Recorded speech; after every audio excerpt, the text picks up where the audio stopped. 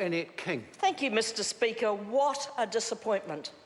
We have an urgent debate on a serious issue in this Parliament, and we have a Minister of Health who would not front up to the issue, who did not apologise for what has been called a serious financial management by his ministry, that he used abuse, he accused people, he smeared people, he insulted them.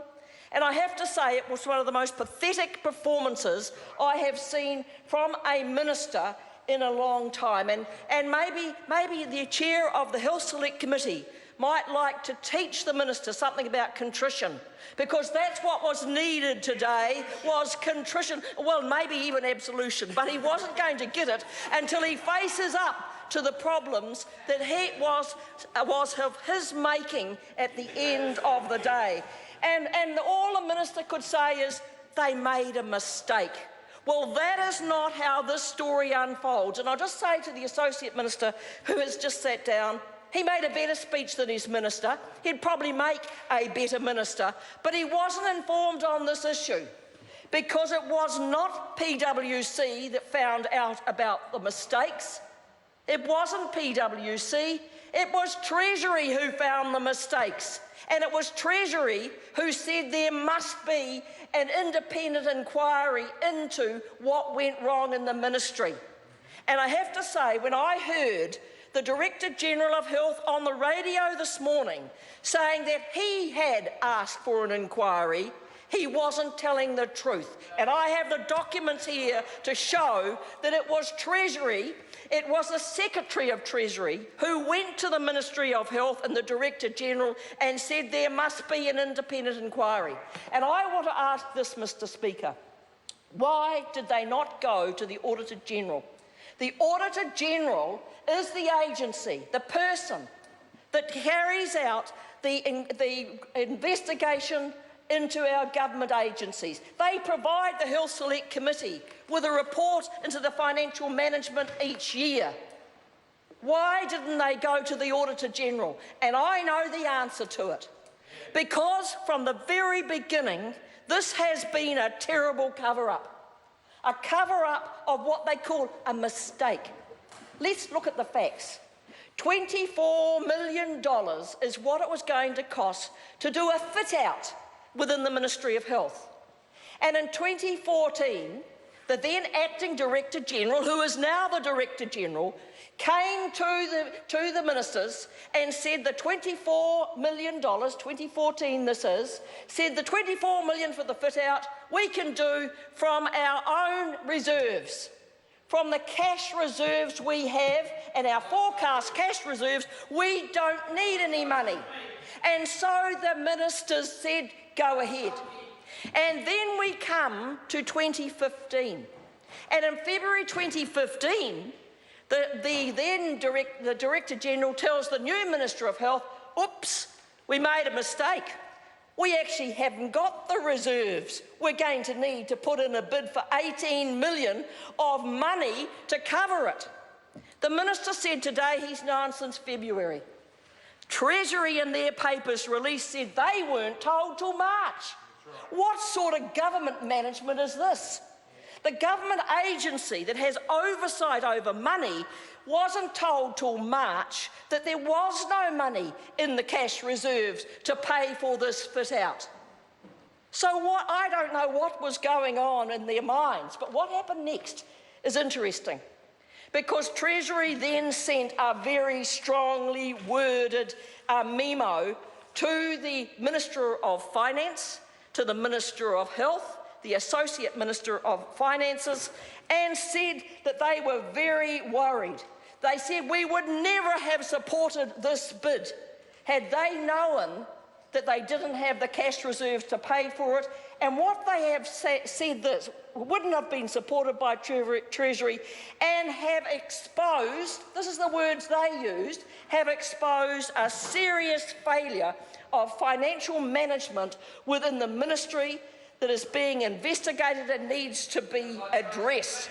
exposed a serious financial mismanagement. Mr. Speaker, would you call that a mistake? Don't bring me into it. Well, I'm sure if you could be in it, you'd know that it wasn't a little mistake. It was a serious failure by a ministry. So what happens then?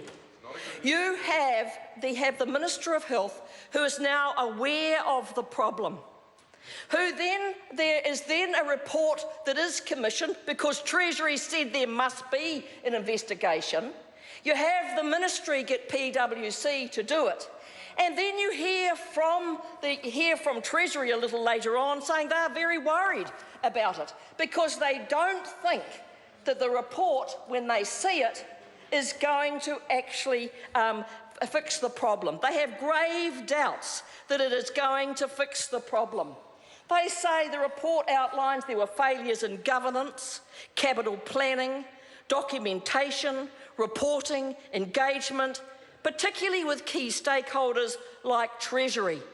And so the Secretary of Treasury is saying we're very concerned about this PwC report in its final form because we don't think it addresses the issue.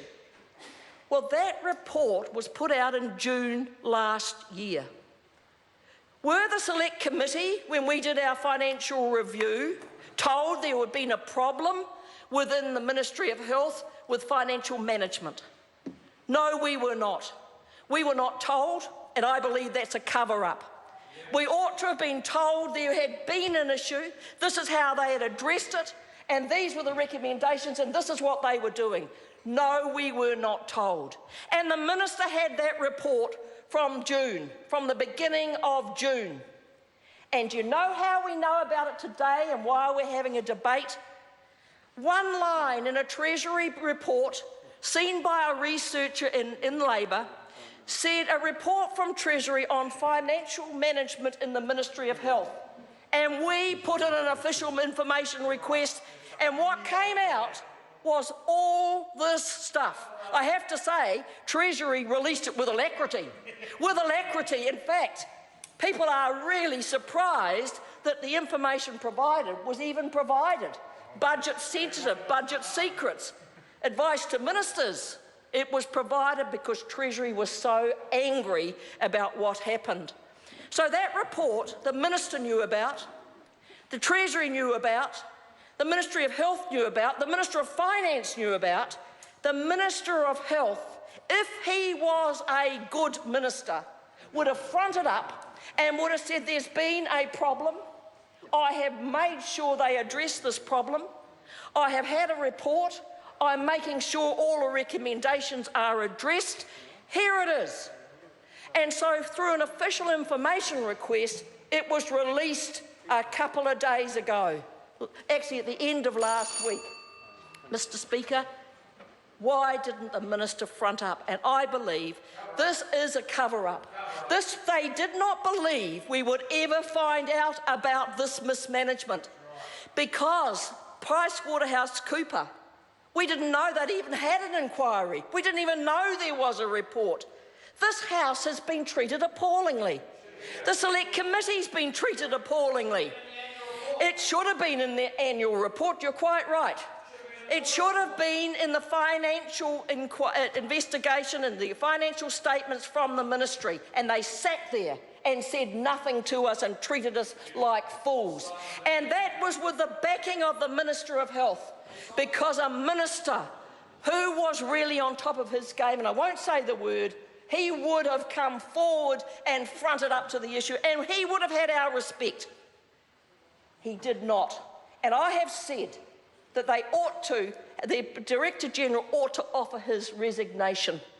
And I do believe the Auditor General should now look at this whole issue, and in fact I'm going to send it to the Auditor General, because Treasury doesn't believe that what was said in the PwC report will be implemented, that it's going to work. So let's have the Auditor General have a look at this whole issue and report back to this Parliament, because it will be transparent, it will be open, and the public will know. So this is a black day for this government and this minister, who spent most of his time talking about when I was minister 11 long years ago. So I have to say that it was most disappointing, and they have not fronted up to this debate in any serious way at all, Mr Speaker.